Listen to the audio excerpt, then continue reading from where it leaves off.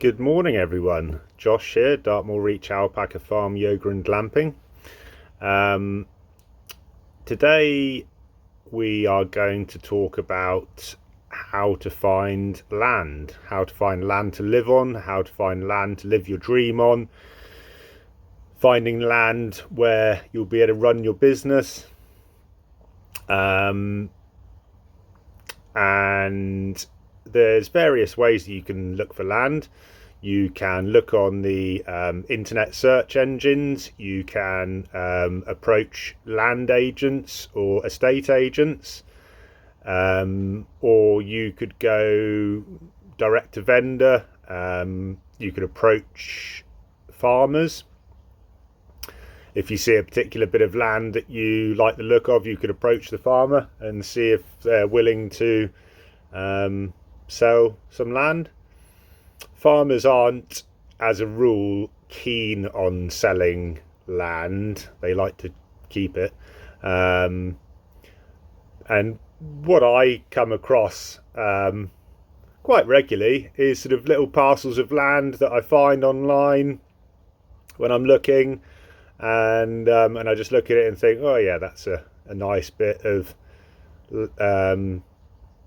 land to sort of maybe look a bit more into, investigate further. So yeah, your other option is to use someone like me who can be your eyes and ears on the ground, looking for the right parcels of land for you. So I came across one last night, which is not far away from where we are here, which is in Devon, southwest England. We are based sort of almost halfway between Exeter and Plymouth, and this bit of land is further down towards Plymouth. It's just off the A38, which is a main road taking you down into the South Hams and eventually into Cornwall. So it is a good location, in my view. This bit of land that we're about to look at now, this sort of live case study, is good road access. It seems to have electric lines running across some of it, which means that you should be able to get an electric hookup, albeit these lines are national grid lines rather than high voltage, which is ideally what you would have, but there must be some high voltage coming off it, relatively close by, I would think. So yeah, let's get into it. Let's have a little look. So the first thing that interested me, the first thing that I always look at is how much land there is. And this is 11.24 acres, which is 4.62 hectares. Now, the reason that I look for how much land there is because in the eyes of the planners, you need a certain amount of land to carry out agriculture and farming activities in a commercial nature. They basically say, well, if you haven't got about sort of 12 acres, then you're not going to be able to make a viable business on that land. And I do understand that. Obviously, you need a certain amount of land to make a go of a good business, but in my view, 12 acres is a bit of a sort of arbitrary amount of land. You could make a living off 2 or 3 acres really if you put some glamping huts on there. And the interesting thing to know is that although they used to say that it needed to be an agricultural business, now they call it a rural business, because I think they realised, like everyone else does, there's no money in farming. And all farmers well, most farmers are needing to diversify to carry on making a living on the land. So they now call it a rural business or a rural enterprise rather than an agricultural enterprise. But the sort of, it still stands that if you have more than, well, if you have 12 acres or more, then planners will look at it a lot more favourably than if you have less than that. But one thing to bear in mind is you don't have to own all that land. And when I found that out, I was like, wow, I didn't realise that. It's a bit of a sort of, you know, blew my mind a bit really. It's like, okay, well, if you don't have to own it, so you can rent the land. And when we put our business plan together here at Dartmoor Reach, we didn't have enough land here. We don't have 12 acres here. We've got about, I'm not sure, 7 acres, something like that. But we were able to approach a neighbour of ours and ask if he would agree to renting us the additional land. And he was fine with that. We got on very well with him, or get on very well with him, and he was fine with that. And actually the council never even asked to any confirmation from him. We just told them that we were going to rent some land off him, and they just took it. They never even asked us. They never spoke to him. They never even asked to see any sort of confirmation of the lease agreement or nothing like that. So yeah, it's a good nugget of information to know that you don't have to own all that land. So going back to this case study here that we're looking at, 11.24 acres. Very, you know, that's close enough to the 12 acres. I wouldn't have any problem with the council okaying that. I'm sure they'd be fine with that. And the next key feature here is road access. It's got good road access, and you can see that from the photos, but it's also listed down on the particulars. So road access is a necessity. It's probably the most important, or one of the most important things that you need. You do need road access, because otherwise you can't get to it.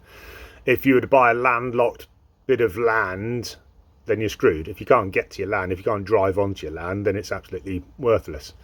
So that's another good one to look at. And you know, you might come across it said of saying road access, but you want good road access. You know, you want to be able to drive on and off the land easily. You can make up tracks at a later date, but you do need good access off the road. So that's another tick for this one. The next thing that caught my eye was mains and stream water supply. I would love a stream running through our land, or a river or something like that. Flowing water, in my view, is great. I have to look into, I must say, I was thinking about this last night. I'm not sure the legalities of taking water from a river. I think that you need permission to do that. Who's going to check? I don't know. Who's going to find out? But having a river running through your land, in my mind, sort of, I'm thinking, well, maybe you can make a hydroelectric plant or something like that, where you're making electric from the running water. I mean, that's just ideal for me. But also ponds, things like that, all really great for the wildlife, swimming. So yeah, when I saw mains and stream water supply, that was another tick in my eyes. But it certainly doesn't need mains. We don't have mains here. We've got a borehole, and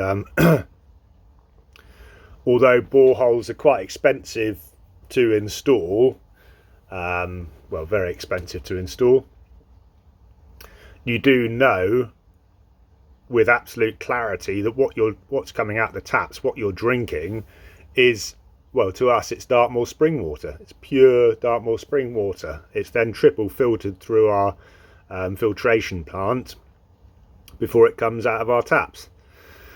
So I know that unlike most towns or cities or even villages, their mains water supply has been treated with all sorts of chemicals.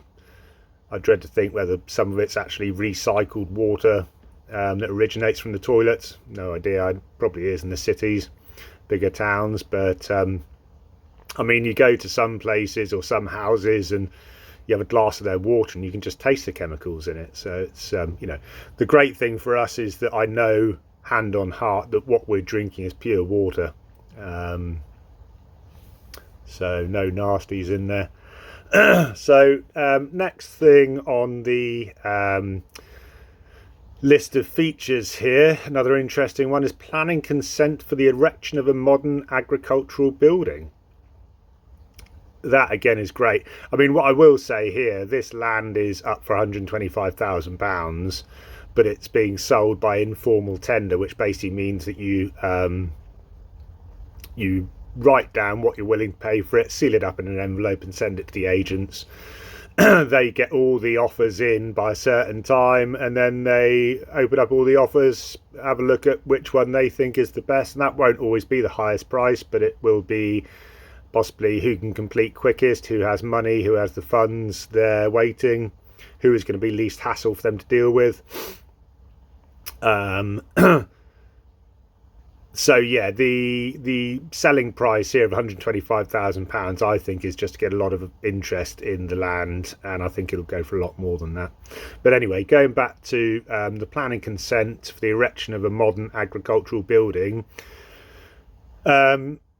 So handy to have an agricultural building on your land,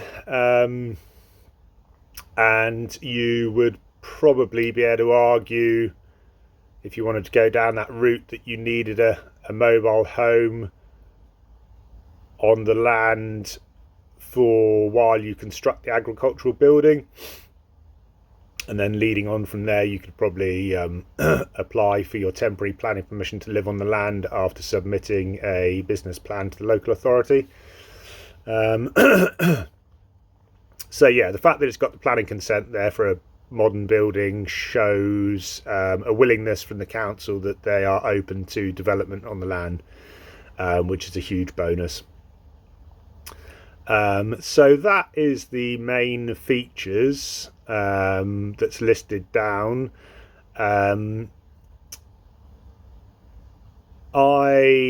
My gut feeling would be that the eventual selling price, 12 acres,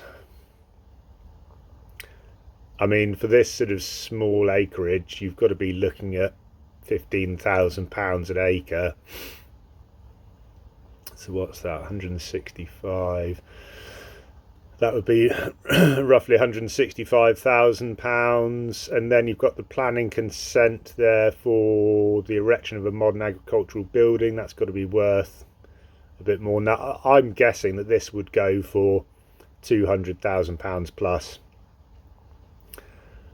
maximum 225, 250, probably nearer the 200, I think. And that's a lot of money, you know, that is a lot of money. I do completely understand that a lot of people go, oh, I've got £200,000, you know, obviously most people don't. But it's amazing how many people come and stay with us or visit us, and they say, oh, this is our dream, you know, we'd love to do this, we'd love to have some glamping cabins in a field and run a business on the land. And most people that I speak to, after chatting to them a bit more about their personal situation, have actually got that money, but it's usually tied up in assets, sometimes their home, normally their home, to be fair.